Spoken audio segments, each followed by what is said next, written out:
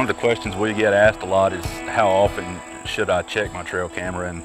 it's kind of relative to each situation being a little bit different, but a situation like this where we've got a row crop field, you know, it's not going to hurt to go in there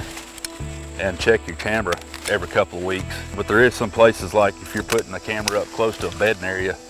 or right next to a food source that's tucked back into the woods where they may be using some of the surrounding cover around it pretty regularly, you don't want to be going in there every 3 days to check your camera. That's one really nice thing about these newer cameras that have cell capability and can send you the pictures either through email or through text messaging, is that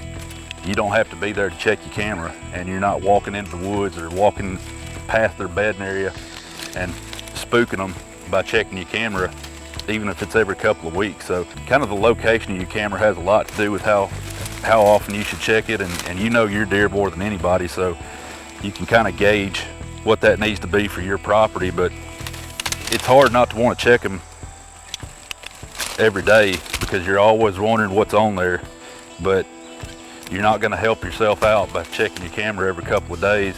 and you're leaving a lot of scent behind and just kind of educating the deer to your travel pattern and how you come in and out of the woods. The cell capable cameras work really good, especially if you live a long ways from your farm and you can't get up there to check it on a regular basis. They're worth the money to be able to have a camera that's always sending you pictures, and you can kind of keep up with what's going on while you're not there.